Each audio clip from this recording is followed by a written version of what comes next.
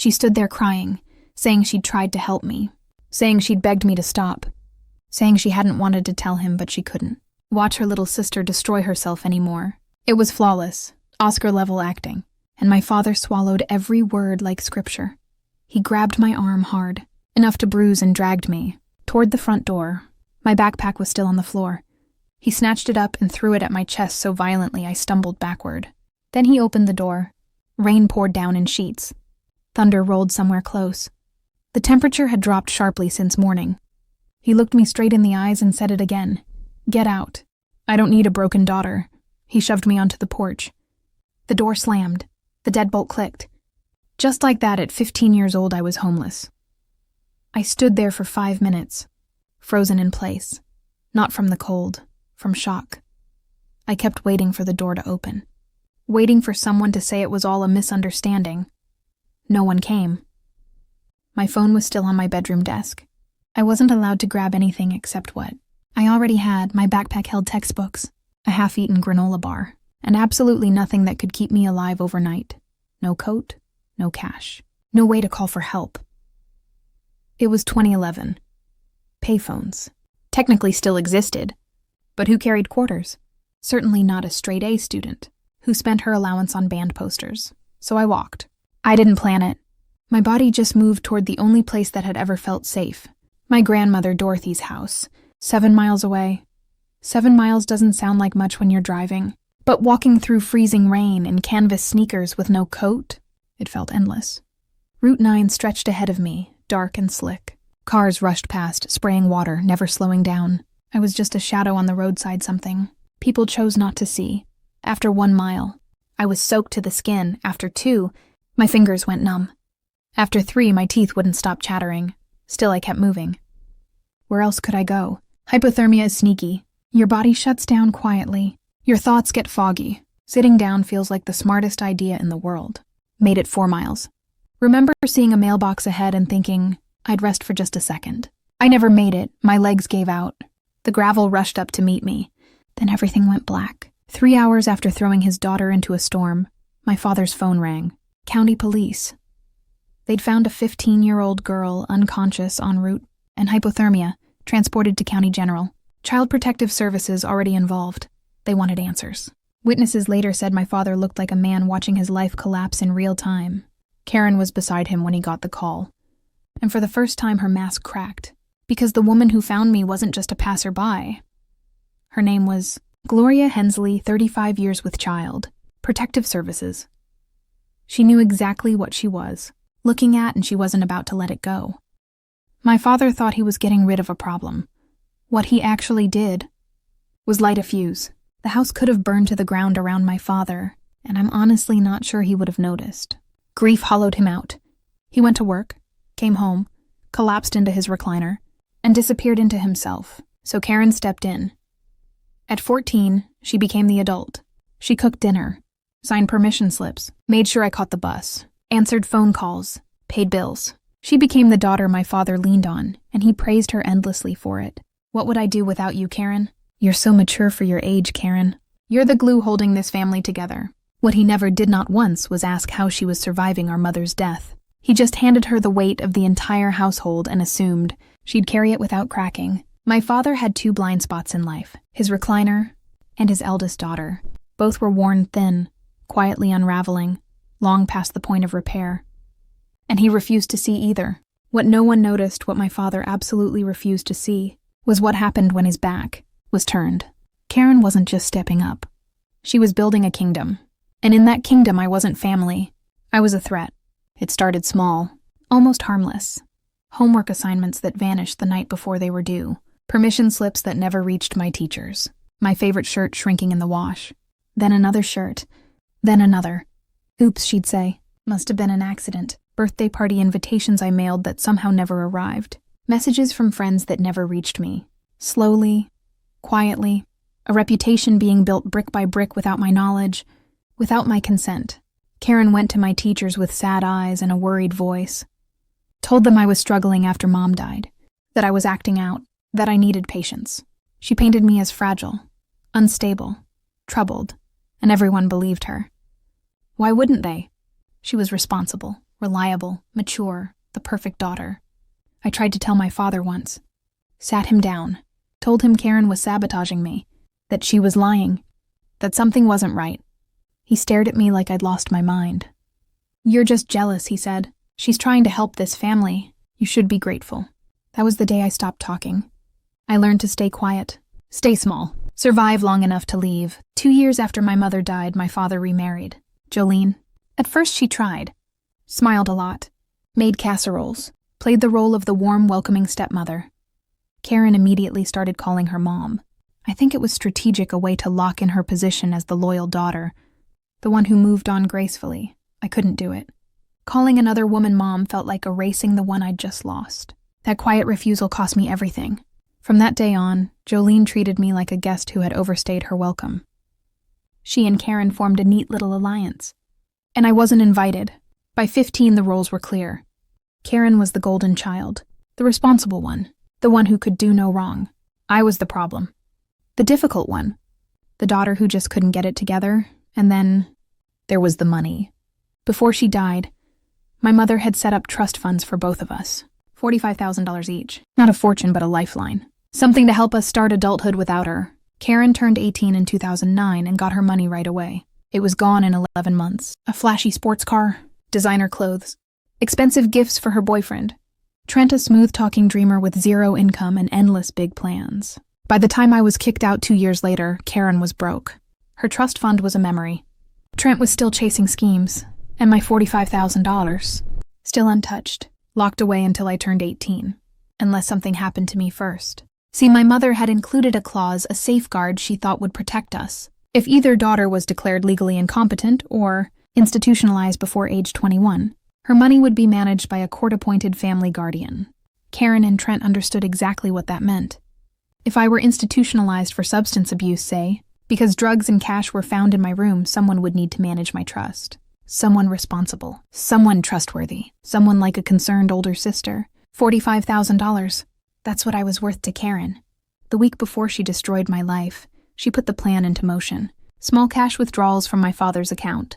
She knew his PIN, she handled the finances. Empty prescription bottles collected from Trent. A prepaid burner phone loaded with fake text messages. On the morning of October 14th, while I ate breakfast and thought about my algebra test, Karen slipped into my room. She planted everything.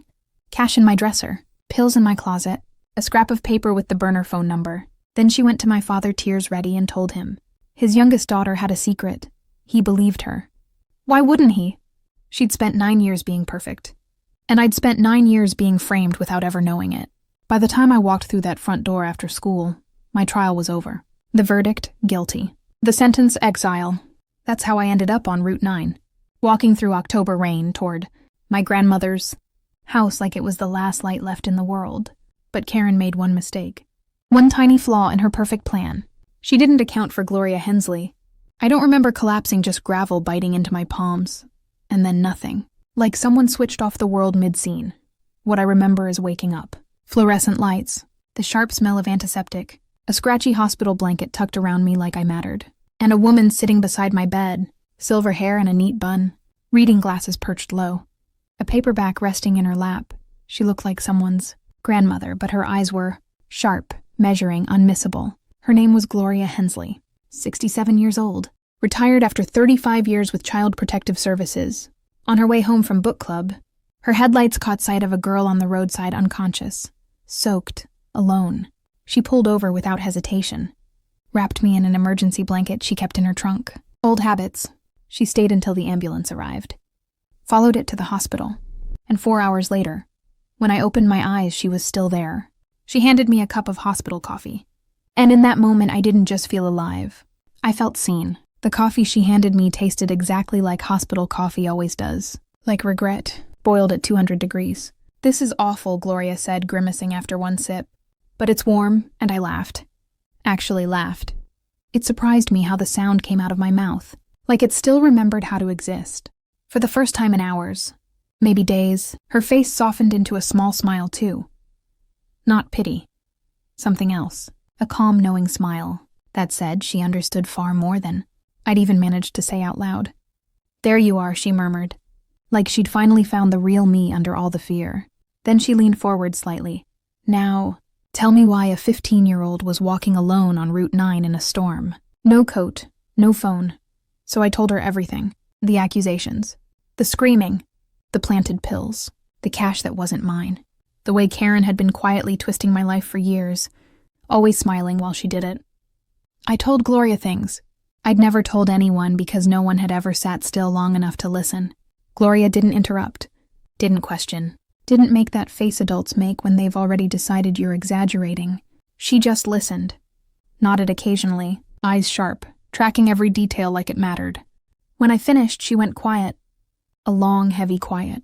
Then she said 7 words that split my world open and let light in. I believe you, and I'll help you prove it. Those 7 words changed my life, because while I'd been unconscious, the grown-up world had started moving.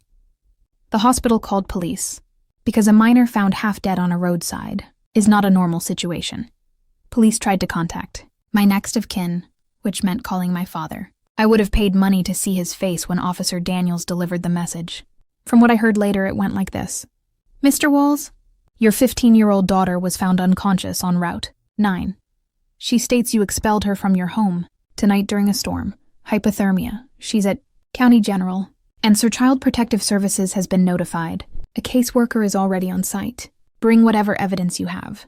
My father and Karen arrived at the hospital around 10:15 p.m. By then I was awake, propped up in bed, wrapped in scratchy blankets with Gloria beside me like a guard dog disguised as a grandmother. Also in the room, a CPS caseworker named Maria Santos and a uniformed police officer. Not exactly the reunion my father expected. He didn't look guilty yet. He looked irritated, confused, like this whole thing was an inconvenience disrupting his evening. Karen walked in behind him, and for the first time in my life, I saw her look nervous. That smug little victory face she'd worn earlier, gone. They expected a scared girl, a shaken, apologetic child ready to confess and beg to come home. Instead, they walked into a room full of professionals asking one simple question in 10 different ways. Why was a child outside in a storm with no protection and no way to call for help? The power had shifted, and Karen felt it. She tried to slide into her usual role-concerned older sister, troubled younger sibling. We just want what's best for her, she said, voice trembling perfectly. But Maria Santos didn't even blink. 30 years of social work gives you a 6th sense for performance, and Karen was setting off every alarm. Then my grandmother arrived. Dorothy Reeves, 67 years old, 5'2", pure steel wrapped in sensible shoes. My mother had been her only daughter, and I was her only grandchild. She never trusted my father, not even before Jolene came along. And tonight, she was not in the mood for anyone's nonsense. She lived 40 minutes away. She made it in 25. I heard her before I saw her, the sharp click of heels down the hallway. Fast enough to mean trouble. Then she swept into my room like a small, silver-haired hurricane, and immediately placed herself between me and my father. That's my granddaughter, she announced to everyone present. Now what did this fool do? My father started explaining, started justifying, started listing the stealing, the pills, the evidence. Dorothy listened for maybe 30 seconds. Then she lifted one hand. Raymond, she said, I've known you 15 years. You've never been the sharpest tool in the shed. But this might be your dumbest moment yet. She pointed at him like he was a child who'd tracked mud across her clean floor. You threw a child into a storm based on what? Pills that magically appeared? Cash that conveniently showed up? Did you even ask her what happened? My father opened his mouth, closed it, opened it again. Dorothy nodded once. That's what I thought. Here's the thing about my grandmother. She didn't just love me. She fought for me. That night, while I lay exhausted and shaking in a hospital bed, Dorothy Reeves went to war. She demanded emergency custody. Immediately. It was almost midnight. She didn't care. She called a family court judge, who owed her a favor because apparently Dorothy had been on PTA, duty with his wife for 15 years and knew exactly which strings to pull. The hospital social worker presented the facts. Minor expelled into dangerous weather. No investigation before expulsion. No attempt to verify accusations. Child found unconscious with early-stage hypothermia. Father's evidence unexamined. By 12:30 a.m., everything changed. Emergency temporary guardianship was granted to Dorothy, Reeves effective immediately. My father was ordered to have no contact with me until the investigation was completed. CPS would interview everyone, me, Karen, my father, Jolene, and they'd take a very close look at that so-called evidence. As we left the hospital, My father tried one last time. He reached toward me, started to speak. Dorothy stepped between us without breaking stride. "You don't get to touch her," she said. "You don't get to talk to her. You had your chance to be her father, and you threw it away." She turned her head slightly. Voice sharp as a blade, literally threw it into a storm. Then she guided me out to her old Buick, the one she'd been driving since before. I was born, helped me into the passenger seat, and tucked another blanket around me even though the heater was already blasting. Looked at her with tears streaming down my face. "Grandma, I don't even have clean clothes. I don't have anything." She patted my hand, eyes fierce and gentle at the same time. "Honey, you have me. And I have a Target card. Tomorrow we shop, tonight you eat soup, and sleep in a bed where nobody is ever going to throw you out." Again, that was the first night of my new life. Grandma. Dorothy's house had 3 rules. Breakfast at 8, homework before TV, and absolutely no nonsense before her second cup of coffee. It wasn't big, it wasn't fancy, but it was warm. It was safe. It was filled with love. For the first time in years, I felt like I could breathe. But the story wasn't over. Not even close. 2 weeks later, Maria Santos called my grandmother, Mrs. Reeves. "You might want to sit down. We've examined the evidence Mr. Walls provided. The timeline doesn't add up, and we found security footage that tells a very different story. Karen's perfect plan was about to collapse, and she had no idea what was coming, because Maria Santos wasn't just a caseworker checking boxes. She was a detective in a cardigan, and she didn't just look at evidence, she traced it. Receipts, timestamps, bank records, camera footage, every thread. And the harder she pulled, the faster Karen's story unraveled. It started with the cash. $800 found in my dresser. My father claimed it proved I'd been stealing for months. Open and shut, right?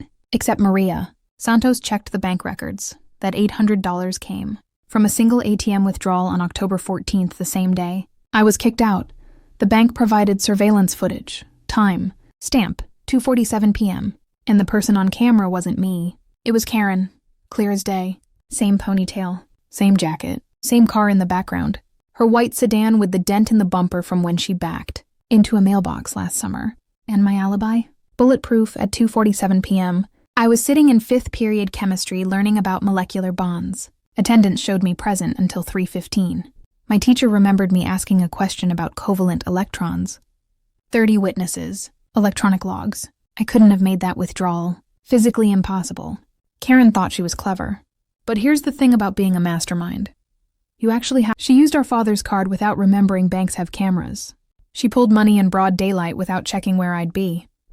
She bought the burner phone at a convenience store 2 blocks from her gym on camera. In yoga pants, with her car visible in the lot. Some masterminds wear capes. Karen wore Lululemon, and she got caught because she couldn't be bothered to drive 10 extra minutes.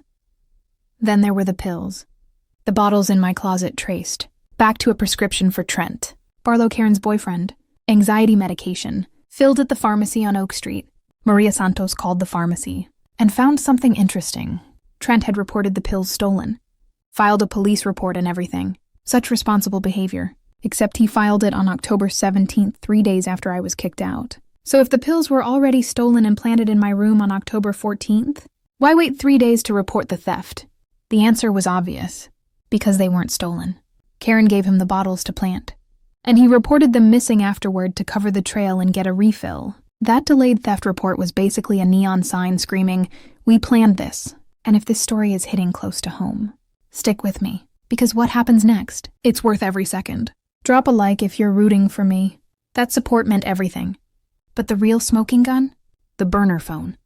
Those fake drug dealer messages had been sent from a prepaid phone. Bought on October 10th, 4 days before my life blew up. Maria Santos tracked down the convenience store and requested their security footage.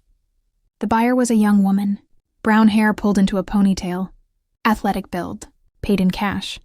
But the camera didn't miss the important part. Through the front window, parked perfectly in frame, was a white sedan with a dent in the bumper. Same car. Same woman. Same trail of breadcrumbs leading straight back to my sister. And as the investigation widened, the story got uglier. Much uglier. Maria Santos started digging into my father's finances, specifically the checks written from his account over the past 2 years. What she found made the $800 look like spare change. Someone had been forging checks in my father's name. At first it was small, $50 here, $100 there. Easy to miss, easy to ignore, but the amounts added up. Nearly $18,000 gone. The signatures were close but not right. Just sloppy enough to raise flags once someone finally bothered to look. The money flowed into accounts connected to Trent Barlow and his so-called business ventures. Karen hadn't just framed me. She'd been robbing our father blind for years, and she needed me gone before anyone noticed. My grandmother. Dorothy didn't hesitate. She hired Leonard Vance, an old family friend who'd practiced family law for over 30 years. He'd known my mother, Patricia, since grade school. When Dorothy explained what had happened, Leonard's expression hardened in a way that made me feel safe for the first time in a long while. He moved fast, filed for permanent guardianship immediately, filed a civil suit against Karen for fraud, emotional distress, and everything else he could legally pin to her name. And he locked down my trust fund with additional court oversight, ensuring no one could touch it until I turned 18. That year taught me something I still live by. Document everything. Every receipt, every message, every promise someone makes, write it down. My grandmother kept a folder for every important paper in her life. Bills, letters, tax, returns, warranties. She called it paper insurance. After everything that happened, I started doing the same. I was 16 when I bought my first filing cabinet.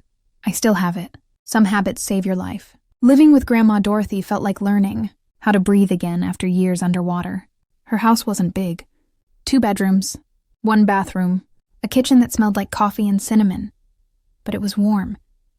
It was safe, and nobody there was plotting my downfall. She enrolled me in a new school where no one knew my history. I made real friends for the first time, people who liked me for me, not for a story. Someone else had written about me.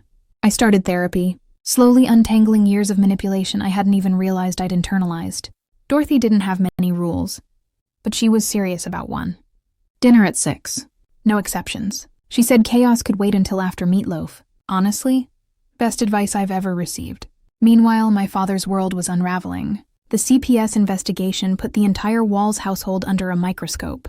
Raymond was questioned repeatedly. Each interview left him more drained, more confused. How had he missed so much? How had he been so blind? Jolene moved into the guest room. Their conversations turned sharp, clipped, heavy with accusations neither of them wanted to voice. And Karen? Karen wasn't sorry. Not even a little. She was furious. She blamed everyone but herself. The CPS investigator was biased. The bank footage was misleading. Trent's prescription records were misunderstood. The golden child's crown was slipping and she couldn't stand it. Leonard Vance spent months building an airtight case. Bank records, surveillance, footage, pharmacy documents, phone purchase receipts. He gathered statements from Gloria Hensley, from my teachers, from neighbors who'd noticed Karen's car coming and going at strange hours. Even some of Karen's former friends came forward. Turns out she'd burned a lot of bridges, and people were more than willing to talk about her lies, her manipulation, her casual cruelty. The court date was set for March 2012, but 1 month before the hearing, something unexpected happened. Trent Barlow was arrested in Nevada. Federal marshals picked him up for running the same investment scam across 3 states over $400,000 stolen from victims who trusted him with their savings. He was facing serious federal charges up to 15 years. His lawyer made a call the very next day. Trent was ready to cooperate, ready to make a deal, ready to tell the truth, including everything about Karen and what she'd done to her little sister. The walls were closing in, and Karen had nowhere left to run. Trent Barlow was many things. A con artist, a liar, a professional manipulator, but he wasn't loyal. The moment federal prosecutors offered a reduced sentence in exchange for cooperation, he sang like a canary with a record deal. His written statement ran 12 pages, and it confirmed everything. The plan to frame me had been Karen's idea from the very beginning. She'd been stealing from our father for nearly 2 years, funneling money straight to Trent for his schemes, and now every lie was catching up to her. When Karen realized the money was getting harder to hide, she made a decision. She needed a scapegoat, and I was perfect. The troubled younger sister, the quiet one, the one who never quite fit, the one nobody would question if she suddenly fell apart. Karen told Trent that getting me institutionalized would solve everything. She'd have someone to blame for the missing money, and she'd gain control of my trust fund as my legal guardian. $45,000. That's what she planned to steal from me while I sat in some facility, medicated, discredited, isolated, written off as a problem child. No one needed to listen to. Trent documented everything. The planning sessions, the pill bottles he provided, the burner phone Karen bought, the morning she planted the evidence in my room. He even turned over text messages from the days leading up to October 14th, messages that proved this wasn't emotional, wasn't impulsive, wasn't an accident, was deliberate, calculated, cold. His final line still echoes in my head. Karen said her sister was a nobody who wouldn't fight back. She was wrong. March 2012, family court. By then, I'd been living with Grandma Dorothy for 5 months. I'd gained weight, the good kind. The kind that comes from regular meals and sleeping without fear. I'd made honor roll at my new school. I'd started to feel like a normal teenager again.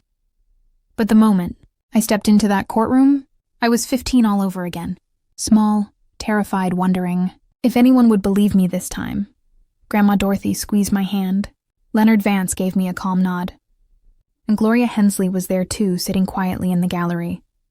Wearing the same reading glasses, the same steady expression she'd worn the night she found me on the roadside. The hearing was supposed to be routine. Make Dorothy's temporary guardianship permanent. Set support obligations. Close the chapter. Instead, it exploded into something much bigger. The district attorney had stepped in. With Trent's confession and the mountain of evidence Maria Santos had compiled, this was no longer just family court. Criminal charges were on the table. Karen sat across the room beside a public defender she'd met less than an hour earlier. She looked smaller than I remembered, paler. The golden child who'd controlled our household for nearly a decade now looked exactly like what she was. A scared young woman whose lies had finally run out of road. Our father sat alone in the gallery. Jolene didn't come. He looked like he'd aged 10 years in 5 months. The evidence came fast, clean, merciless. ATM. Footage showing Karen withdrawing $800 at 2:47 p.m. My school attendance records proving I was in chemistry class at that exact time. Pharmacy records showing Trent's conveniently delayed theft report. Security footage from the convenience store showing Karen buying the burner phone, 2 years of forged checks, just under $18,000. And then Trent's confession. Read into the record, word by word. When it was Karen's turn to testify, she tried to hold her composure. Tried the old act, confused, innocent, deeply concerned about her troubled sister. The prosecutor didn't waste time. Ms. Walls, she said, displaying the ATM photo on a large screen, is this you at First National Bank on October 14th at 2:47 p.m.? Karen swallowed, stared at the image of herself. Clear as daylight, I was getting money for groceries. The prosecutor nodded slowly. Groceries, she repeated. $800 in cash for groceries. And you didn't mention this withdrawal to your father later that same day, when you accused your sister of stealing that exact amount. Silence. And this ATM, the prosecutor continued, is located 12 miles from your sister's school, a school whose attendance records show she was present until 3:15 p.m. She paused. Can you explain how your sister could have made this withdrawal while seated in chemistry class? More silence. Karen's attorney objected, but there was nothing to object to. The facts were immovable. Then they called Jolene. My stepmother looked like she wanted to disappear. She'd spent years surviving by staying quiet. But courtrooms don't allow silence. She was under oath now. The prosecutor asked about the morning of October 14th. Did you notice anything unusual? Jolene's voice shook. Karen went into Sherry's room. Around 7 a.m. She said she was borrowing a hair tie. Did she come out with one? No, she came out empty-handed. And in the days before that morning, did you overhear anything concerning? Jolene closed her eyes, like she was bracing for impact. 2 days before, I heard Karen on the phone with Trent. She swallowed. She said everything is in place. A pause. And then she laughed. The courtroom went dead silent. When my father was called to testify, I almost felt sorry for him. Almost. He had to explain why he threw his 15-year-old daughter into a storm. Had to admit he never checked the bank records, never questioned. Why Karen suddenly found evidence, never asked for my side of the story. His voice cracked. I trusted her, he said. She's my firstborn. She was always the responsible one. He couldn't finish. Judge, Patricia Morrison had been on the bench for 30 years. She'd seen families destroyed by lies, money, and pride. And she was very, very quiet as she looked down at the evidence in front of her. But even Judge Morrison looked shaken by what she'd heard. When she finally spoke, her voice cut through the courtroom like a blade. "Mr. Walls," she said, eyes fixed on my father. "Trust is not an excuse for negligence." The room went completely still. "You expelled a minor child into dangerous weather conditions, based on unverified accusations. You made no attempt to investigate, no attempt to listen. You chose one daughter over another without evidence, without reason, and without basic parental judgment." She leaned forward slightly. "That is not parenting." A pause. "That is abandonment." My father sat frozen, his face drained of color as she continued. "Your older daughter engaged in a calculated, premeditated scheme to destroy her sister's life. She stole from you, lied to you, and manipulated you into becoming an active participant in her cruelty. Her gaze didn't soften.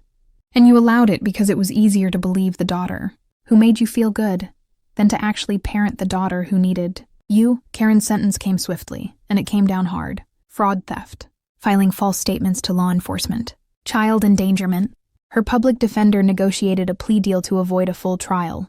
2 years suspended sentence, meaning prison awaited if she violated probation. 5 years of supervised probation. 200 hours of community service. Full restitution of all stolen funds. Every dollar. The $18,000 taken from our father. The $800 she planted to frame me. The court also issued a permanent restraining order. Karen was prohibited from contacting me directly or indirectly for any reason. If she came within 500 feet of me, immediate jail time. And then there was the part that would follow her forever. A felony conviction. Permanent. No jobs involving finances. No positions requiring trust. No work with children or vulnerable adults. The golden child now carried a scarlet letter, and it wasn't coming off. My father lost guardianship rights permanently. He was ordered to pay for my therapy and educational expenses until I turned 21. He was also required to establish a college fund using restitution money. The fallout didn't stop at the courthouse doors. The community found out. And small towns don't keep secrets. Within weeks, everyone knew what Raymond Walls had done to his younger daughter. Friends stopped calling. Neighbors avoided eye contact. His church group suddenly had scheduling conflicts every time he showed up. 6 weeks later, Jolene filed for divorce. She'd spent years staying silent while I suffered, and she couldn't bear seeing that. Silence reflected back at her every day. At the end of the hearing, Judge Morrison turned to me. "Miss Walls," she said, her voice finally softening, "you've shown remarkable resilience in the face of extraordinary cruelty." She paused. "The court grants full permanent custody to your grandmother, Dorothy Reeves. Your trust fund will remain fully protected until you turn 18. And I sincerely hope your future is far better than your past." I wanted to say something clever. Something memorable. Something like, "Your Honor, you should see me. Parallel park, that's the real test of character." But some moments are too big for humor. So, I just said thank you. As we walked out of the courthouse, my father tried one last time. "Sweetheart," he began. Grandma Dorothy stepped between us. Without slowing down, her voice was ice. "You don't get to call her that anymore. You lost that right the night you threw her into a storm." We kept walking. I didn't look back. The sun was shining that day. March can go either way where we live, but that afternoon was warm, bright, and full of promise. I had a grandmother who loved me, a lawyer who fought for me, a caseworker and a retired CPS supervisor who believed me when no one else would. And for the first time in my life, I had a future. But some stories don't end in a courtroom. Some stories don't end when you think they do. Some stories wait. 13 years later, another chapter arrived in the mail, October 2024. I'm 28 now, and my life looks nothing like the one I imagined at 15, walking through a storm with nothing but a school, backpack and soaked sneakers. I live in Boston, a beautiful apartment overlooking the harbor. Morning light pours through the windows like it belongs there. For the first time in my life, I chose myself, and it worked. I'm a marketing director at a tech company. Good salary, solid benefits, people who respect me. I started as an intern. Every promotion felt like another mile between who I was and who I became, and I'm engaged. His name is Colin. He's a pediatric nurse, which tells you almost everything you need to know about his heart. We met 2 years ago at a charity event. I was there for work. He was there because he actually cared. He spilled red wine on my dress, apologized for a full 10 minutes, then somehow made me laugh so hard I forgot to be annoyed. We're getting married in the spring. Life is good. Life is really genuinely unbelievably good. And then the letter arrived. It didn't come to my address. It came to my grandmother's. Dorothy still lives in the same house.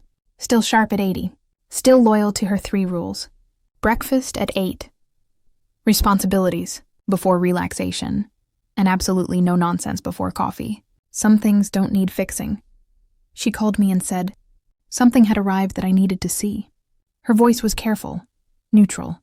That tone she uses when she's trying not to steer my choices. I drove down that weekend. The envelope was plain white. Cheap paper, shaky handwriting I barely recognized. The return address read, Maple Grove Care Center Nursing, home about an hour from where I grew up. Opened it at Dorothy's kitchen table. A cup of coffee cooling in my hands. Dear Sherry, I know I don't deserve to ask anything of you. No, you have every reason to throw this letter away. But I'm asking anyway because I don't have much time left, and I need to say this before I go. He wrote that he was at Maple Grove now, a stroke 2 years earlier. Left side mostly gone. Jolene was long gone too. Took half of everything and moved to Florida. With an accountant she met online. The house was sold. The life he thought he'd built was over. Karen had come to see him the week before. He wouldn't let her in. I can't look at her, he wrote. I can't hear her voice without remembering what I did because of her lies. Then the line that made my chest tighten. You're the only one I want to see. The only one I need to apologize to. I was your father and I failed you in the worst way a parent can fail a child. I believed lies over truth. I chose comfort over justice. I threw you away like you were nothing. I know you owe me nothing. But if you can find it in your heart to come, just once I'd like to tell you, I'm sorry in person, before it's too late. Your father. Raymond, I sat there for a long time. The coffee went cold. The house stayed quiet, and 13 years of distance suddenly felt very close again. The coffee went cold. Afternoon light slid slowly across the kitchen table, stretching, fading. Dorothy didn't say a word. She never rushed me, never pushed. She just waited like she always had, trusting me. To find my own answer. 13 years of silence. 13 years of building a life without him. Did I owe him anything? No, I didn't. But I thought about my mother, about the woman who raised me for 10 short years, about the values she planted before she was gone, about compassion that didn't excuse harm but refused to become it. I thought about cycles, and how they only break when someone decides they will. So I decided to go. Not for him, for me. The nursing home looked exactly the way endings always do. Harsh fluorescent lights, shiny industrial floors, the sharp smell of disinfectant desperately trying to mask the softer, heavier scent of time running out. My father's room was small. A narrow bed, one window, a television mounted to the wall, playing something no one was watching. When I saw him, my breath caught. He was 73, but he looked closer to 90. The stroke had taken something essential, collapsed him inward. His body looked fragile, folded in on itself. Gray. Shrunken. Not the man who once filled a doorway with anger. He cried when I walked in. Not quietly, not politely. He just broke. For several minutes, he couldn't speak at all, only tears sliding down his face while I stood by the door, unsure whether I'd made the right decision. Finally, he found his voice, or pieces of it. The stroke had taken some of his words, too. He apologized again and again, stumbling, repeating himself, circling the same sentences like they might finally land if he said them one more time. He said he'd been blind, stupid, cruel. He said losing me was the worst thing he'd ever done. He said he thought about that October night every single day. Every night. Every time it rained. I let him finish. I didn't interrupt. I didn't comfort him either. And then I said the words I'd come to say. I forgive you. His face collapsed with relief like he'd been holding his breath for 13 years and someone had finally told him it was okay to exhale. But I wasn't finished. I need you to understand what that means, I said. I pulled a chair closer to his bed and sat down. Made sure he was looking at me. Forgiveness doesn't mean I forget, I said calmly. It means I'm choosing not to carry this anger anymore. I paused not for effect, but because the truth deserved space. It's heavy, and I've carried it long enough. I'm done letting you take up that space in my heart. His eyes stayed on mine, wet, fragile. You threw me into a storm because you believed a lie, I continued. Not because the evidence was strong, but because believing it was easier. Karen made you feel good about yourself, and I reminded you of everything you lost when Mom died. My voice didn't shake. You chose the comfortable lie over your own daughter. I let that sit. I built my entire life without you, I said. I put myself through college. I built a career. I found love. I'm marrying a man who would never ever throw me out in a drizzle. Let alone a hurricane. I leaned back slightly. I'm happy. But you don't get that happiness. You have to live with what you did. That's not my burden anymore, I said softly. It's yours. He nodded, tears still falling. I know he finally managed. His voice was thin, broken. I know. I just needed you to know I'm sorry. I needed to see you one last time. I stayed another 20 minutes. We didn't talk much. What was left to say? I told him about my job, my apartment, Colin, safe things, surface things. He listened like it was the most important conversation of his life. When I stood to leave, he reached out with his good hand. Not grabbing, just reaching. I let his fingers touch mine for a moment. Then I walked out. In the hallway, a nurse stopped me. You're his daughter, right? She asked gently. The younger one? I nodded. She glanced back toward his room, then back at me. Your sister came by last week, she said. He wouldn't see her. Told us to send her away. I stood very still. He said he couldn't look at her face anymore without seeing what she'd done, the nurse added quietly. He got pretty upset about it. I didn't know what to say. After all those years of being the rejected one, the disposable one, the daughter who wasn't believed, my father had finally rejected Karen, the golden child, the favorite, the one he'd trusted without question. It was too late to fix anything, too late to heal the damage, but something shifted in my chest anyway. Not forgiveness. I'd already given that. Something else. Something quieter. Like completion. Like the final page of a very long book, finally turning. I walked out of that nursing home into October sunlight. Same month, different weather, different life. 13 years ago, October meant rain, betrayal, blue lips and shaking hands. It meant a storm that almost took me under. Now October means crisp air, falling leaves, and pumpkin spice everything. Yes, I'm basic. I've earned it. And October also means something else now. The anniversary of when my real life actually began. Because some storms don't destroy you. They redirect you. That night 13 years ago, I lost a house. But I found a home. I lost a father who didn't deserve me, and gained a grandmother who never stopped choosing me. I lost a sister who never loved me, and found myself. When I got back to Boston, Colin was waiting. Takeout containers on the counter, a terrible movie queued up on the TV, and that familiar, patient look he gets when he knows I need time to process before I speak. How'd it go? He asked gently. I dropped my keys on the table and leaned into him. I think I'm finally done, I said. I think I can let it go now. He wrapped his arms around me and didn't ask another question. That's who Colin is. He knows when to ask, and when to just be there. It's one of about 1,000 reasons I'm marrying him. Next spring, we're having the wedding at my grandmother's house. Small ceremony. Close friends, good food. Dorothy is already planning the menu. Meatloaf is absolutely happening. Somewhere out there. Karen is working night shifts and wondering where her life went wrong. My father is sitting alone in a nursing home with nothing but his regrets. Jolene is in Florida, pretending none of us ever existed. And me? I'm in Boston. I have a career I earned. A partner who loves me. A grandmother who will probably outlive us all out of pure stubbornness. And yes, I finally got that band poster framed. The one I bought with my allowance the week before everything fell apart. I found the same one online a few years ago. Paid way too much for it. Hung it in my office where I can see it every day. A reminder. Some things are worth waiting for. Thank you so much for being here. More of my most gripping stories are already on your screen.